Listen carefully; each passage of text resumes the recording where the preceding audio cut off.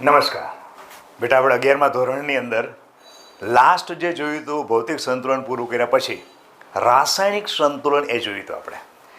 હવે રાસાયણિક સંતુલનની અંદર પણ શું જોયું હતું કે સમયની સાપેક્ષે પ્રક્રિયકોની સાંદ્રતા ઘટતી જાય અને નિપજની સાંદ્રતા વધતી જાય.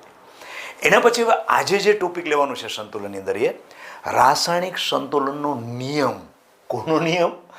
રાસાયણિક સંતુલનનો નિયમ. અને સંતુલન સ્થિતિ સ્થપાય ત્યારે સંતુલન અચળાંક. હવે અહીંયા એક બેટા પ્રશ્ન થાય કે સર તમને પ્રશ્ન થાય કે બેટા સંતુલન સ્થિતિ સ્થપાય ત્યારે અચળાંક શા માટે આવશ્યક છે? પ્રશ્ન થાય કે નહીં કે ચાલો રાસાયણિક સંતુલન નિયમ તો બાળકોને ખબર પડે કે હશે, જે જોઈ લેશું આપણે, પણ એમાં સંતુલન અચળાંકની વાત કેમ આવી એના માટે હું દ્રષ્ટાંત તમને આપું છું. ધારો કે કોઈ એક પાત્રની અંદર, આ પાત્ર છે, એ પાત્રની અંદર એ અને બી આ બંને પ્રક્રિયકો છે. પછી એ કોઈ પણ સ્થિતિની અંદર હોય, વાયુરૂપ હોય કે પછી પ્રવાહી સ્થિતિ હોય કે જે સ્થિતિમાં છે એ હું દર્શાવતો નથી. ખાલી તમારે રાસાયણિક સંતુલન શું છે, એનો અચળાંક કેવી રીતે મેળવવું એના માટે આપણે ડિસ્કશન કરીએ છીએ. હવે આનામાંથી બને છે સી અને ડી. એનો મતલબ કે આ કોણ છે? નિપજો છે. અને આ કોણ આપણા માટે થયું? પ્રક્રિયકો. એ આપણા માટે કોમન છે, વસ્તુ ખબર જ હોય. અને જેવી રીતે ભૌતિક સંતુલનમાં પ્રક્રિયકોમાંથી નિપજો બનાવીને સંતુલન સ્થિતિ પ્રાપ્ત કરી શકાય, એવી જ રીતે રાસાયણિક સંતુલનમાં પણ પ્રક્રિયકોમાંથી નિપજોમાં જઈ શકાય અને નિપજોમાંથી પ્રક્રિયકો, બંને કોઈ પણ દિશાએથી તમે સંતુલન સ્થિતિ પ્રાપ્ત કરી શકો. એ આપણે આગળના લેક્ચરમાં જોયું હતું. બરાબર છે. હવે સંતુલન સ્થિતિ સ્થપાય ત્યારે શું હોય કે આ બંનેની સાંદ્રતા ફિક્સ થઈ જાય. જોજો હો બેટા, ફિક્સ થઈ જાય. પણ એવું નથી હોતું કે આ પ્રક્રિયા બંધ થઈ જાય કે આ પ્રક્રિયા બંધ થઈ જાય. પ્રક્રિયા ચાલુ જ હોય. એ કઈ રીતે હોય તો કે આ એ ને બી બંને પ્રક્રિયા કરી, ધારો કે સંતુલન સ્થિતિએ બંનેના 25-25 મોલ છે, પ્રક્રિયા કરી અને એક એક પ્રક્રિયક બંને ભાગ લઈએ તો બંનેના 24 થઈ જાય. એમાંથી સીધું પેલું બને. પછી બનવા જાય ને ત્યાં પહોંચે એ દરમિયાન આ બંનેના સંતુલન સ્થિતિએ ધારો કે સાંદ્રતા 30-30 હોય તો ઘટીને સીધી પાછું આ બાજુ આવી જાય. એનો મતલબ કે પ્રક્રિયા તો ચાલુ જ હોય. એટલે પહેલા ફરીથી પાછા 25 થઈ જાય અને પેલા 29 ના પાછા 30 થઈ જાય. આમ રાસાયણિક સંતુલન એ પ્રક્રિયાનો ગતિશીલ સ્વભાવ છે, કન્ટિન્યુ ચાલુ હોય. અચ્છા, બીજી વસ્તુ, જો આપણે એવું કહીએ કે સંતુલન સમયે આની સાંદ્રતા અચળ છે, સંતુલન સમયે આની સાંદ્રતા અચળ છે, જો અચળ હોય અને સંતુલન સ્થિતિ સ્થપાયેલી હોય તો પછી અચળ માટે તમારે કોઈ નવો પર્યાય વિચારવો પડે. એટલા માટે છે શું? સંતુલન સ્થિતિ સ્થપાયેલી હોય ત્યારે પ્રક્રિયકોને નિપજોની સાંદ્રતા અચળ છે. એ અચળ સાંદ્રતાને દર્શાવવા માટે વિજ્ઞાનની અંદર જે પણ કોઈ તમે અચળાંક બોલશો એ અચળાંકને શું કહેશો? સંતુલન અચળાંક. તો એના માટે નોર્વેના બે સાયન્ટિસ્ટ થઈ ગયા, ગુલબર્ગ અને વાગ. 1864ની અંદર નોર્વેની અંદર બે સાયન્ટિસ્ટ થયા છે, ગુલબર્ગ અને વાગ. એણે સંતુલન અચળાંક માટે એવું દર્શાવ્યું કે સક્રિય જથ્થાનો નિયમ છે, જે વાસ્તવમાં આપ્યો એને સક્રિય જથ્થાનો નિયમ છે, પણ સક્રિય જથ્થાના નિયમની મદદથી સંતુલન અચળાંક વિશેની સારી માહિતી આપીએ કે જો આના માટે પ્રક્રિયા દ્રાવણમાં થતી હોય તો સંતુલન અચળાંક હું કે શીખું છું કે ઇક્વિલિબ્રિયમ પણ લઈશું. ઇક્વિલિબ્રિયમ એટલે સંતુલન અચળાંક ઇઝ ઇક્વલ ટુ નિપજોની સાંદ્રતા. સાંદ્રતાને દર્શાવવા માટે બ્રેકેટ વપરાય. નિપજો કોણ કોણ છે? સી અને ડી. તો આ સી થયો અને આ ડી થયો. નીચે પ્રક્રિયકોની સાંદ્રતા. પ્રક્રિયકોની સાંદ્રતા, પ્રક્રિયકો કોણ છે? એ છે અને બી છે. બંને પ્રક્રિયકો છે કે નહીં? હવે જો આની સાંદ્રતા અને આની સાંદ્રતા સંતુલન સમય અચળ રહેતી હોય, ધારો કે આ 120 છે અને આ દાખલો છે કે 100 છે, તો 120/100 પ્રક્રિયા ભરીને તમારે ચાલુ છે. તમારો ગુણોત્તર કેવો આવવાનો? ઓલવેઝ અચળ આવવાનો છે. તો અચળ જો ગુણોત્તર કાયમી માટે આવવાનો હોય તો એના બરાબરની આ બાજુ શું આવે? મેથેમેટિક્સના ટીચર શું કહે? Is equal to. એવું કહે કે નહીં? ઇઝ ઇક્વલ ટુ એવું કહે. તો પછી આનો ગુણોત્તર કાયમી માટે અચળ આવે તો ઇઝ ઇક્વલ ટુ. ટુ કોણ આવે? તો કે અચળ આવે. અચળ એટલે કોણ આવે? કે આવે. કે એટલે શું? કાંતિલાલ. કાંતિલાલની કોન્સ્ટન્ટ. ઓકે, એટલા માટે સંતુલન અચળાંક કે સી લખ્યો છે. સી એ વસ્તુ શું બતાવે છે કે આ બધું દ્રાવણમાં થતું હશે, મોલર સાંદ્રતા હશે. જો વાયુરૂપ ઘટકો હશે તો કેપી લખાશે. એનાથી મતલબ નથી. મતલબ કહેવાનો મતલબ આ છે કે સંતુલન સ્થિતિ સ્થપાઈ ગયા પછી નિપજોની સાંદ્રતા અને પ્રક્રિયકોની સાંદ્રતા ગુણોત્તર તમે લેશો તો કાયમી માટે અચળ આવશે. એટલા માટે એને સંતુલન અચળાંક અહીંયા આપણને આપેલો છે. હવે નોર્વેના આ બંને સાયન્ટિસ્ટો 1864ની અંદર સંતુલન નિયમ એણે જે આપ્યો, સંતુલન સમીકરણ જે આપણને આ આપ્યું છે, સંતુલન સમીકરણ આને કહેવાય, એને સક્રિય જથ્થાનો નિયમ. સક્રિય જથ્થાનો નિયમ આપણી બુકની અંદર નથી, પણ જૂના કોર્સની અંદર આ બંને વૈજ્ઞાનિકનો નિયમ આવતો હતો. અને એણે શું કીધું કે રાસાયણિક પ્રક્રિયામાં સંકળાયેલા પ્રક્રિયકોમાંથી જે નિપજો બને છે એ નિપજનો જથ્થો પ્રક્રિયકોના સક્રિય જથ્થાના સમપ્રમાણમાં હોય છે. એટલે કે પ્રક્રિયકો જેટલા સક્રિય હશે એટલા તમારા વધુ રૂપાંતર થઈ ગયા હશે. બાકીના એવું નથી કે સક્રિય એટલે બાકીના હવે પૈડા રહેશે. પૈડા રહેશે તો પછી એ નિષ્ક્રિય જ કહેવાય ને. વાસ્તવમાં નિષ્ક્રિય નથી, પણ પૈડા રહે છે એટલે નિષ્ક્રિય જ કહેવાય ને. એને બીજી ભાષામાં સમજીએ. ધારો કે તમારી પાસે આટલો NaOH છે, એને તમે ધૂળની અંદર નાખી દો. ધૂળની અંદર નાખીને હલાવી નાખ્યું અને પછી તમે HCl નાખો, તમારો આટલો બધો જથ્થો થઈ ગયો. પણ NaOH તો કેટલો છે? આટલો છે. તો સક્રિય જથ્થો કેટલો થયો? આટલો થઈ ગયો કે નહીં? હવે HCl તમે નાખો તો HCl તમારો આટલો જ વપરાશે. તમે એમ કહેશો કે NaOH તમારી પાસે આટલો છે. અરે પણ એટલો બધો છે, પણ એમાં NaOH એટલો નથી. એ તો બાકીનું પ્રમાણ કેવું છે? ધૂળનું છે. તો રાસાયણિક પ્રક્રિયામાં બધું ભાગ નહીં ભજવે. કેટલો ભાગ ભજવશે? HCl તમે તે નાખશો તો એસિડ અને બેઝ વચ્ચે તટસ્થીકરણ થશે અને ફક્ત કેટલો NaOH વપરાશે? આટલો જ વપરાશે. તમને લાગે છે કેટલો? આટલો બધો. પણ બાકીનો તો નિષ્ક્રિય જથ્થો છે. એ બેસથી સમજી શકો કે રાસાયણિક પ્રક્રિયામાં સંકળાયેલા પ્રક્રિયકો જે છે એની અંદર રહેલા સક્રિય જથ્થો છે એ જ રાસાયણિક પ્રક્રિયામાં ભાગ ભજવે. એવું વસ્તુ અહીંયા ન વિચારવા. અહીંયા એ વસ્તુ છે કે A ને B વચ્ચેની જેટલી પ્રક્રિયા થવાની હતી અને C ને D વચ્ચે પ્રક્રિયા થઈને બહેનો નિપજમાંથી પાછું પ્રતિગામી પ્રક્રિયા આગળ વધે અને સંતુલન સ્થિતિ સ્થપાય ત્યારે A ને B વચ્ચે જે બાકીનો જથ્થો પડેલો છે એ એમનો પડ્યો રહેશે અને C ને D પણ એવું જ બનશે. જે બહેનો છે એમાં બધો પાછો આ બાજુ રૂપાંતર ન થાય, એનો પણ થોડો ઘણો જથ્થો પડ્યો રહેશે. તેથી કરીને રાસાયણિક પ્રક્રિયામાં સક્રિયતા કોઈ કહી શકાય જેને રાસાયણિક પ્રક્રિયામાં ભાગ લીધો એ જ ફક્ત સક્રિય જથ્થો કહી શકાય. અચ્છા, બીજું એનું સારામાં સારું એક દ્રષ્ટાંત લે. આ તો આપણે કાલ્પનિક દ્રષ્ટાંત લીધું હતું. એના ઉપરાંત બીજું એક દ્રષ્ટાંત લઉં છું અને આપણે જાણવું છે કે બંને દિશામાં સંતુલન સ્થિતિ પ્રાપ્ત કરી શકાય કે નહીં. જો હું લઉં છું, એક છે H2 gaseous plus I2 gaseous. એમાંથી બને છે ટ્વાઇસ HI ગેસિયસ. જોજો, બહુ મસ્ત એકદમ ઇન્ટરેસ્ટિંગ ટોપિક છે. જો હવે આનો મારે સંતુલન અચળાંક લેવો હોય, Kc લેવો હોય તો Kc હું કઈ રીતે લઈશ? આને ઉપર લખું છું. Kc ઇઝ ઇક્વલ ટુ ઉપર પ્રક્રિયકોની સાંદ્રતા, નીચે નિપજોની સાંદ્રતા એટલે કોણ? HI. નીચે કોણ હશે? H2 અને પછી I2. હવે મેં આ તત્વયોગમિતિ ગુણાંક અત્યારે લીધો નથી. વાસ્તવમાં આને કોઈ જગ્યાએ આપણે ગોઠવવો પડશે. જો HI ના મોલ કેટલા છે? 2. I2 ના મોલ કેટલા છે? 1. H2 ના મોલ કેટલા છે? 1. એ બે ન લીધા અને એ લઉં તો પણ ખ્યાલ નહીં આવે, પણ પાછું 2 છે એને કોઈ જગ્યાએ ગોઠવવા કે નહીં એના માટેનો હું તમને પ્રયોગ બતાવું છું.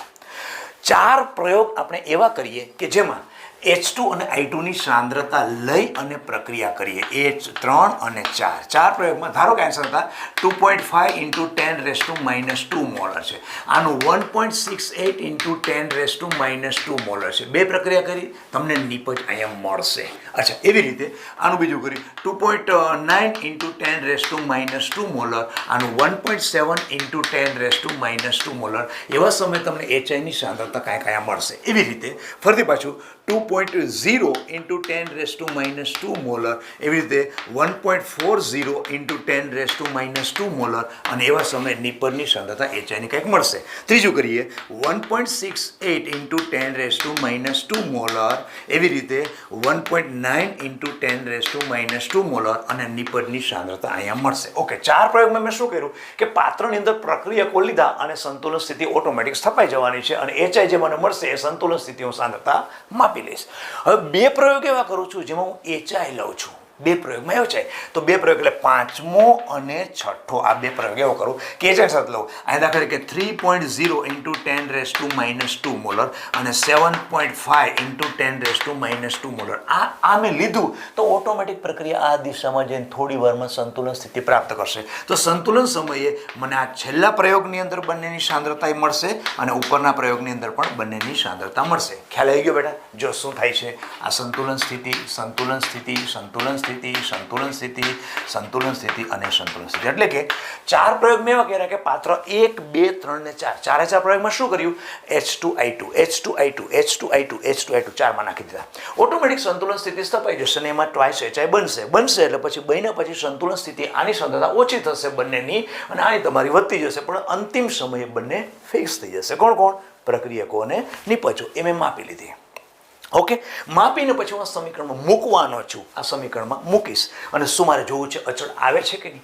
બે પ્રયોગ એવા કર્યા કે જેમાં મેં એચઆઈ લીધું. આ બંને પ્રયોગ શું કર્યા, જેમાં એચઆઈની કંઈક સાંદ્રતા લીધી. બે પ્રયોગ બીકર એવા છે જેમાં એચઆઈ થોડો નાખ્યો, એચઆઈ નાખ્યો, એમાંથી વિઘટન થઈને H2I2, વિઘટન થઈ અને H2I2 બની ગયો. સંતુલન સ્થિતિ સ્થપાઈ ગઈ. આનું પ્રમાણ ઘટી જશે, આ પ્રમાણ થોડું વધી જશે, સંતુલન સ્થિતિ અચળ થઈ જશે.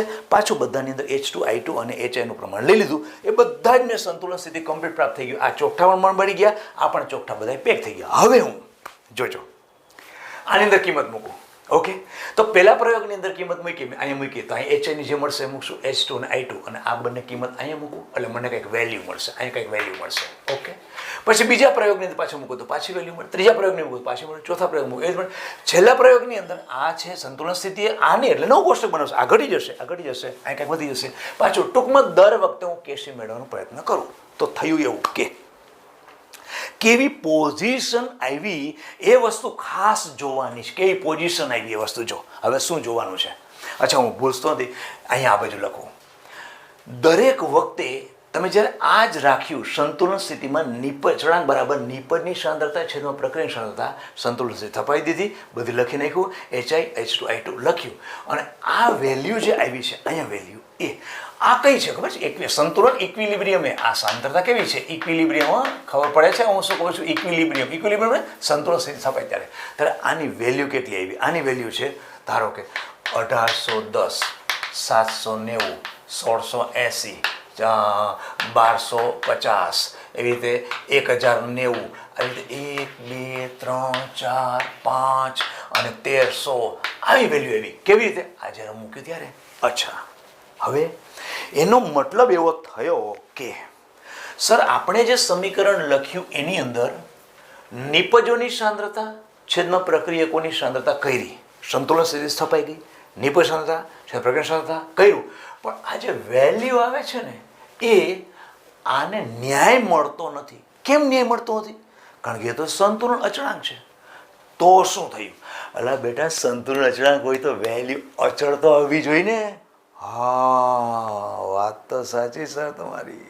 તો આ જ વસ્તુમાં હું આનો તત્વયુગ્મિતિક ગુણક નિપજ એચઆઈનો કેટલો છે? 2. એને હું અહીંયા મૂકું.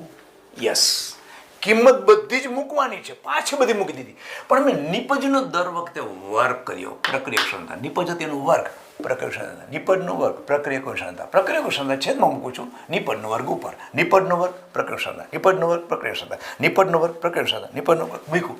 તો આવા વખતે આ જે કેસીનું મૂલ્ય છે, આ જે કેસીનું મૂલ્ય મળે છે એ લગભગ 46.8, 46.4, 47.0, 47.2, 47.8 આ બધા જ, અથવા 46.9, 3, 4, 5, 46.9 આવા બધા વેલ્યુ મળી. પણ ક્યારે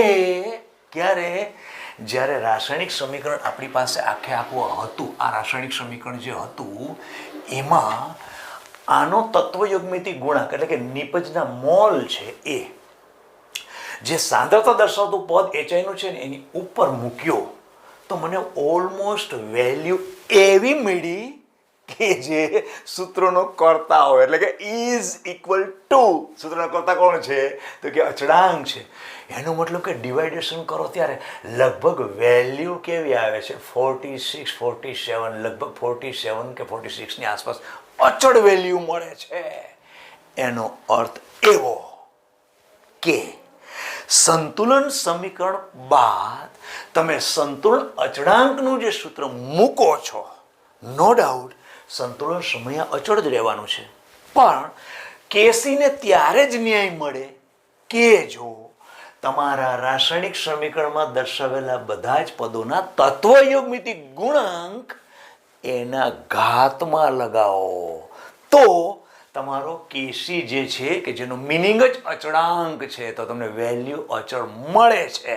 અને સંતુલન સ્થિતિએ આ વેલ્યુ તમારી ફિક્સ થઈ જવાની છે.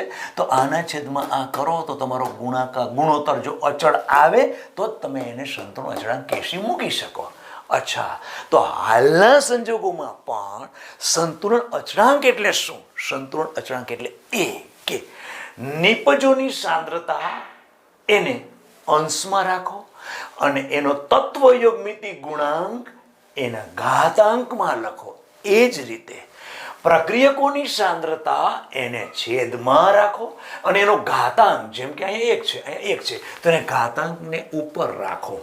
આ જે ડિવાઇડેશન કરી અને જે વેલ્યુ મળે છે તમારી અચળ મળશે અને આને કહેવાય સંતુલન નિયમ.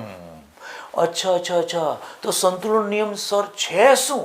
સંતુલન નિયમ એટલે આપેલ તાપમાને કોઈ પણ નિયત તાપમાને જ પ્રક્રિયા કરવી પડે, નહીં તો તમારું સંતુલન ડિસ્ટર્બ થઈ જાય. એટલે ચોક્કસ તાપમાને પ્રક્રિયા કરવી પડે. આપેલ તાપમાને પ્રક્રિયા નિપજોની સાંદ્રતાને, એટલે પ્રક્રિયા નિપજો આ છે, પ્રક્રિયા નિપજોની સાંદ્રતાને સંતુલિત સમીકરણમાં અનુરૂપ તત્વયોગ મિતિ ગુણાંકને, એટલે સંતુલિત સમીકરણ છે એમાં અનુરૂપ તત્વયોગ ગુણાંક એટલે આનો તત્વયોગ ગુણાંક કેટલો છે? 2. ઓકે, અનુરૂપ તત્વયોગ ગુણાંકને ઘાતાંક તરીકે લઈએ અને પ્રક્રિયકોની સાંદ્રતાના અનુરૂપ તત્વયોગી ગુણાંકને ઘાતાંક તરીકે લઈ અને બંનેનો ગુણોત્તર લેવામાં આવે તો તમને એ ગુણોત્તરનું મૂલ્ય અચળ મળે છે. આ છે આપણો રાસાયણિક સંતુલન નિયમ. ખ્યાલ આવ્યો? રાસાયણિક આપણો ટોપિક શું હતો? રાસાયણિક સંતુલન નિયમ છે શું? આ વસ્તુ ક્લિયર થઈ. ઓકે, હવે બીજું સંતુલન અચળાંક ઉપર આખો પ્રયોગ હું કાઢી નાખું છું બેટા. હવે સંતુલન અચળાંક માટે થોડીક વિવિધતા, અને એ આપણને જેડબલની નીટમાં પૂછે એની પહેલાં આપણે અહીંયા જ પ્રૂફ કરી લઈએ, આ જ સમીકરણમાં પ્રૂફ કરી લઈએ અને બહુ સારી રીતે સમજાઈ જાય એવો ટોપિક છે. એટલે નીટ અને જેડબલીમાં ભૂલ ન કરતા આ જ સમીકરણ હું પાછું લઉં છું. જુઓ, H2 gaseous plus I2 gaseous એમાંથી બને છે ટ્વાઇસ HI ગેસિયસ. ઓકે, લખો ચાલો સંતુલન અચળાંક લખીએ. લખીએ ચાલો. આને હું KC કહું છું. KC ઇઝ ઇક્વલ ટુ શું થશે? હવે તો આપણે ફિક્સ કરી નાખ્યું ને, નિપજોની સાંદ્રતા એનો તત્વયોગ મિતિ ગુણાંક એના ઘાતાંકમાં આવશે અને નીચે પ્રક્રિયકોની સાંદ્રતા એટલે કોણ છે? H2 અને બીજો કોણ છે?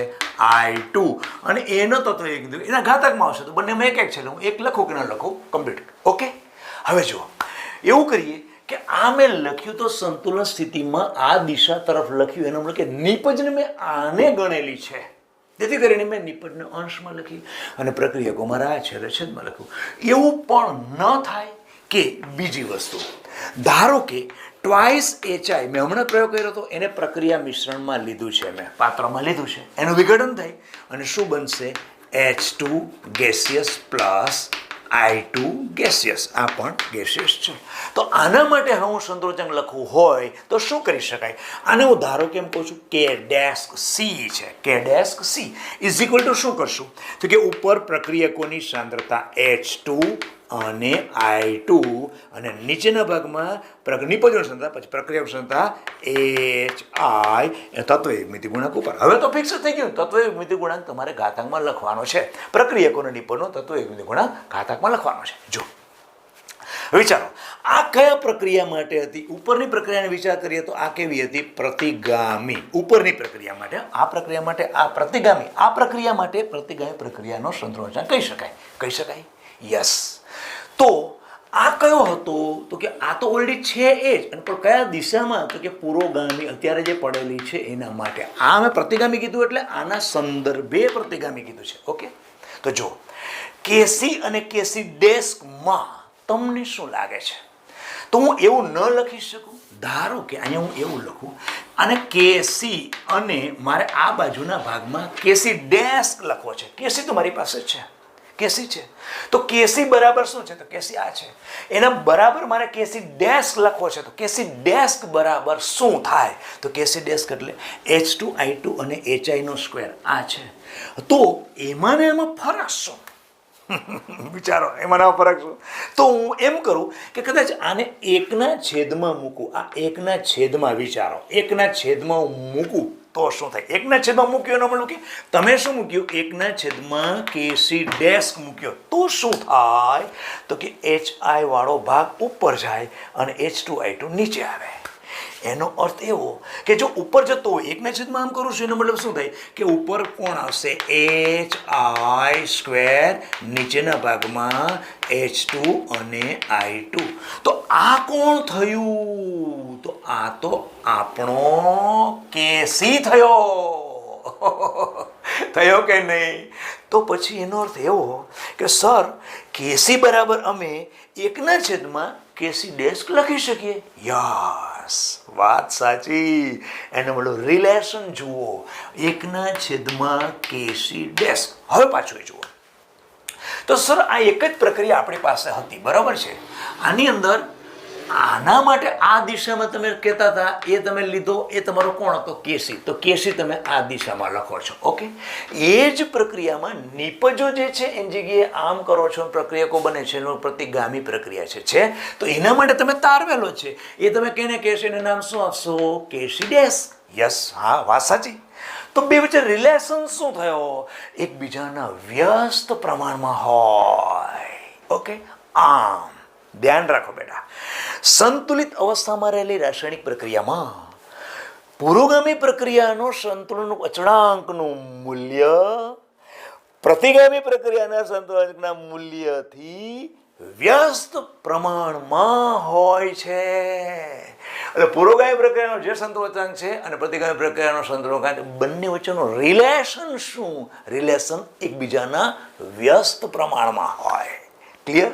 હવે એક બીજી વસ્તુ, પાછી ઇન્ટરેસ્ટિંગ વસ્તુ જોઈએ. જો હવે એવું કરું છું બેટા કે આ જે છે ને આખે આખું એના તત્વયુગ્મથી ગુણાંક હું ચેન્જ કરું છું. તત્વયુગ્મ એટલે આખા સમીકરણને 2 વડે ભાગી નાખું. હા, કરીએ ચાલો. જો અહીંયા 1/2 કરું છું, અહીંયા 1/2, અહીંયા પણ કરું છું 1/2, અહીંયા પણ 1/2. 1/2 કર્યું એટલે આ કેવું થઈ ગયું? 1 થઈ ગયું. ઓકે, ચાલો. હવે આનો સંતોષાંક કાઢીએ તો આને હું કરું છું કે double dash she is equal to શું થશે? તો કે ઉપર HI, નીચેના ભાગમાં કોણ? તો કે H2 1/2, I2 1/2. H2 એ તો 1/2, I2 એ તો 1/2. આ થઈ ગયો આપણો કે ડબલ ડેશ સી. ક્યારે?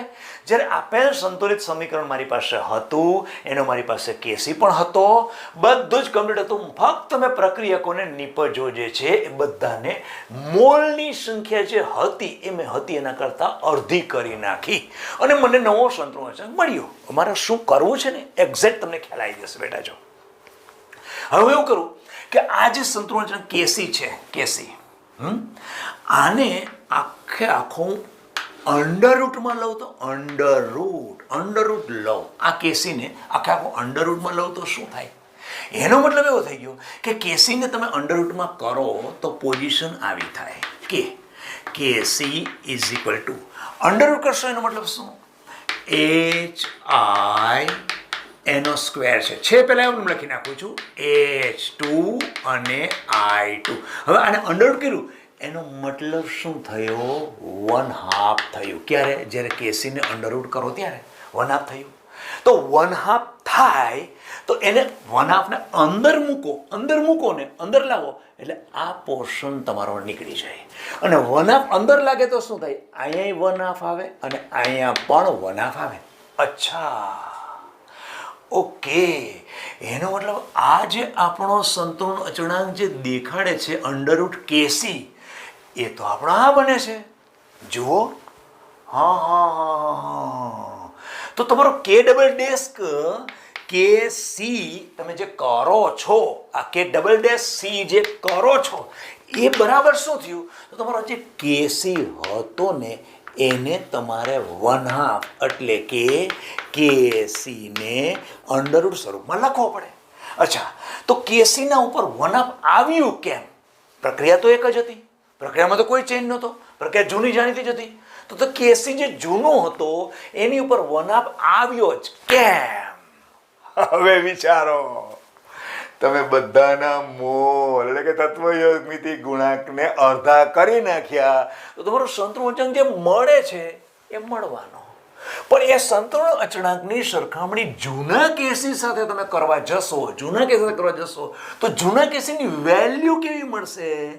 તો કે તમે જે તત્વયુગ્મિતિ ગુણાંકમાં ચેન્જ કર્યો ને એ જ તમારા જૂના કેસી ઉપર આવી જશે. નવો કેસી બરાબર શું થશે? જૂનો કેસી તો લખો જ છો, પણ તમારો તત્વયુગ્મિતિ ગુણાંક એ જ જૂના કેસીના ઉપરના ભાગમાં આવી જશે. ખ્યાલ આવ્યો?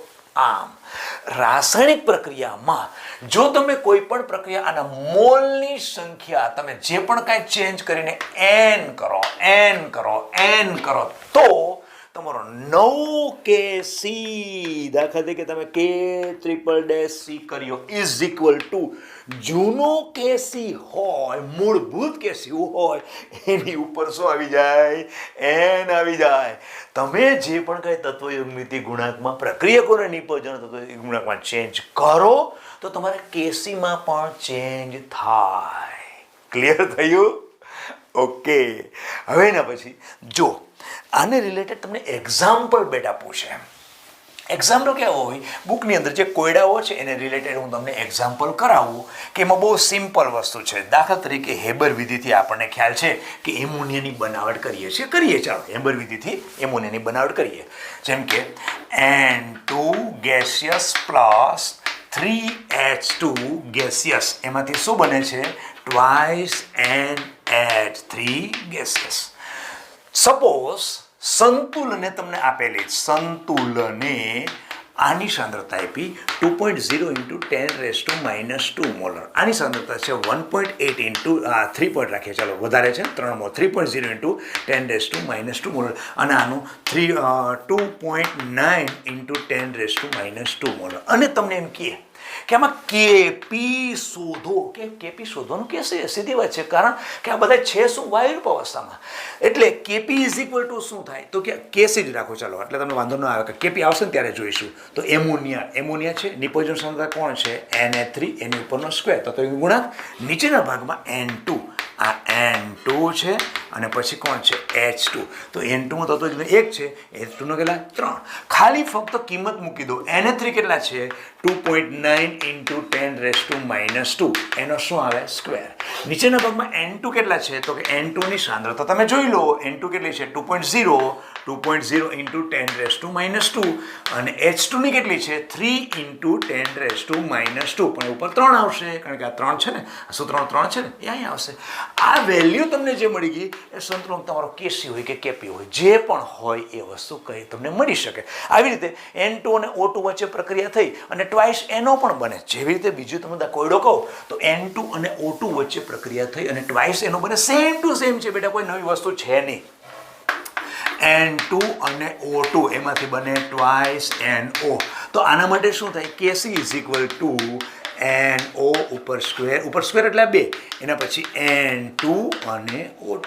તમને આ બધા આપી દે, આ સાંદ્રતા આપી દે, આની આપી દે, સંતુલન આ આપી દે. ખાલી સાંદ્રતા તમને મૂકી દો, તમને શું મળી ગયું? સંતુલન અચળાંક મળી જાય. ક્લિયર? હવે એક લાસ્ટ નાનો ટોપિક લઈ લઈએ, સમાંગ સંતુલન. હવે જો 2 ટોપિક આવશે બેટા, એક છે સમાંગ સંતુલન અને બીજું છે વિસમાંગ સંતુલન. સમાંગ સંતુલન એટલે સમઅંગ. અરે કોના સમઅંગ? પ્રક્રિયકોનું જે અંગ, દેશી ભાષામાં થમ્સઅપ ભાષામાં સમજીએ, પ્રક્રિયકોનું જે અંગ છે ને એ જ અંકોનું નિપજનું. અહીંયા અંગ એટલે ભૌતિક અવસ્થા, ફિઝિકલ સ્ટેટસ. જો આ વાયુ હોય તો આ પણ વાયુ હોય, જો આ પ્રવાહી હોય તો આ પણ પ્રવાહી હોય. તમને સંતુલન સ્થિતિ સ્થપાય ત્યારે ખ્યાલ ના આવે કે આમાં કોણ પ્રક્રિયક છે, કોણ નિપજ છે, કારણ કે બંનેને સરખી ભૌતિક અવસ્થા છે. તો સંતુલન છે, એમાં કઈ બહુ મોટી વસ્તુ નથી. ફક્ત શું કહે છે? સમાંગ સંતુલન એટલે બધાની ભૌતિક સ્થિતિ સમાન. જેમ કે આપણે એસ્ટર લઈએ, એસ્ટરનું જળ વિભાજન કરીએ. ચાલો CH3COO C2H5 aqueous. આનું જળ વિભાજન કરીએ H2 તો aqueous છે જ, એટલે લિક્વિડ છે. ઓકે, પ્રવાહી સ્થિતિમાં છે.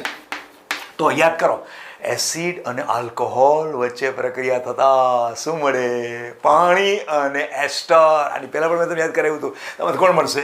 તો આ સંતુલન સ્થિતિ એટલે CH3 COO H એટલે કેવું થાય CH3COO એ આ છે, આમાંથી કોણ હોય તો કે H પ્લસ હોય અને બીજો કોણ હોય OH માઇનસ હોય. ઓકે, તો H પ્લસ સાથે જોડાઈ જાય એટલે શું થાય CH3COO H, તમે જેને એસિટિક એસિડ કહો છો, અને પછી C2H5 અને OH પ્લસ શું થયો C2H5OH. આ છે એકવીસ, આ પણ એકવીસ. તો આખું સંતુલન કેવું ગણાય બધામાં? જુઓ ભૌતિક અવસ્થા કેવી છે, પાત્રની અંદર તમે લીધેલો હોય, પાત્રમાં લીધેલો હોય તો આ એકવીસ છે, આ પણ એકવીસ છે, આ પણ પ્રવાહી છે, આ પણ એકવીસ છે. એનો મતલબ કે બધાની ભૌતિક સ્થિતિ એક જ સરખી. તો તમે શબ્દ વખતે શું વાપરી શકો? સંતુલન છે સર, પણ એમાં પ્રક્રિયક કોણ નિપજો અમને ખ્યાલ નથી આવતો. કોણ પ્રક્રિયક ને કોણ નિપજ કેમ ખ્યાલ નથી આવતો?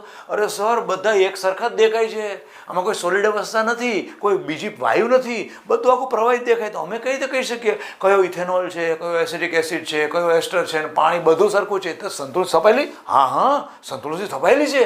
તો આ સંતુલનને શું કહેશો? સમાંગ સંતુલન. એટલે કે એવું સંતુલન કે જેમાં પ્રક્રિયકોને નિપજો બંનેની સંતુલિત અવસ્થા સ્થપાય ત્યારે ભૌતિક અવસ્થા સમાન હોય. જેમ કે હમણાં આપણે નાઇટ્રોજન હાઇડ્રોજન કર્યું તો કે N2 gaseous plus 3H2 Haber વિધિથી આપણે કરીએ છીએ ને, એ ટ્વાઇસ Na3 ગેસિયસ. આ પાત્રની અંદર બંધ હોય તો તમને કેમ ખબર પડે કે એમોનિયા આ છે, નાઇટ્રોજન આ છે, હાઇડ્રોજન આ છે? આ સંતુલન પણ કેવું કહી શકાય? ભૌતિક સંતુલન કહી શકાય, એટલે સમાંગ સંતુલન કહી શકાય. અને એના પછી રંગીનવાળું એક છે, જેમ કે Fe+3 એકવીસ છે, Fe+3 એકવીસ પ્લસ થાયોસાઇનેટ આયન એ પણ એકવીસ છે, અને એમાંથી સંકીર્ણ સંયોજન બને ApSCN અને ઉપરના ભાગમાં +2, આ પણ એકવીસ છે. આ આખા બધામાં જુઓ એકવીસ એકવીસ. ટૂંકમાં સમાંગ સંતુલન અને વિસમાંગમાં કાંઈ ફરક નથી. વિસમાંગ આના પછી ભણવાનું છે આપણે, ત્યારે જોઈશું, પણ સમાંગ સાથે વિસમાંગ આવી જ જશે. સમાંગમાં શું હોય? બધા પ્રક્રિયકોના નિપજોની સંતુલન સ્થિતિ ભૌતિક અવસ્થા સેમ હોય, એટલે કે કોઈ ચોક્કસ હદ રેખાથી એકબીજાને અલગ તમે પાડી ન શકો. અલગ ન પાડી શકો એટલે વિઝ્યુઅલી અલગ ન પાડી શકો, સરખું જ લાગે બધું, એને કહેવાય સમાંગ સંતુલન. અને એક ઘન હોય ને બાકીનો જે હોય, જેમ કે તમે કેલ્શિયમ કાર્બોનેટ છે, કેલ્શિયમ કાર્બોનેટ એ સોલિડ છે, એનું વિઘટન કરો, ગરમ કરો તો કેલ્શિયમ ઓક્સાઇડ છે એ સોલિડ બને. પણ CO2 એ કેવો બને? તો બંધ પાત્ર હોય તો તમે પાત્રની અંદર નીચે જામ થઈ ગયેલું હોય ને એ તમે શું કહી શકો? કાં તો કેલ્શિયમ કાર્બોનેટ હશે અને કાં તો કેલ્શિયમ ઓક્સાઇડ હશે. પણ જે અંદર વાયુ આખા બંધ પાત્રમાં જે વાયુ દેખાતો હશે એ કોણ હશે? CO2. તમે ચોક્કસ કહી શકો CO2 એ નિપજ છે. વાયુ દેખાય ને એ ઉપરના ભાગમાં નિપજ છે, તમે કહી શકો છો. પ્રક્રિયક બીજો કયો છે કે એ બધું આની અંદર આવી ગયેલું છે, પણ તમે ચોક્કસ હદરેખાથી અલગ તો કરી શકીએ કે નહીં? આટલો ભાગ હતો, એની ઉપરના ભાગની અંદર CO2 વાયુ તમે જોઈ શકો છો, એટલે અલગ થઈ શકે છે. જ્યારે આ બધા સંતુલનમાં શું થાય? પ્રક્રિયકોને નિપજો વચ્ચે સંતુલન સ્થિતિ સ્થપાઈ ગઈ, પણ તમને ખ્યાલ જ ના આવે કે કોણ પ્રક્રિયક ને કોણ નિપજ. સંતુલન સ્થિતિ છે જ. તો આ સંતુલનને કહેવાય સમાંગ સંતુલન. મારી સ્પીડ જોઈને જ બેટા તમને ખ્યાલ આવી ગયો હશે કે સર હવે લેક્ચર અહીંયા પૂરું કરે છે, અને આપણે પૂરું પણ કરીએ બેટા. આના પછી આગળ જ જોવાનું છે વાયુમય પ્રણાલીમાં સંતુલન અચળાંક કેવો હોય, કઈ રીતે તારવવો, કેસી કેપી વચ્ચે સંબંધ શું છે, એ બધું જ આગળ જોઈએ. સામે દિવાળી પણ આવે છે, ધીરે ધીરે આગળ જઈએ. અને અહીંયા આપણે આ લેક્ચર સ્ટોપ કરીએ. વધુ આવતા અંકે. નમસ્કાર.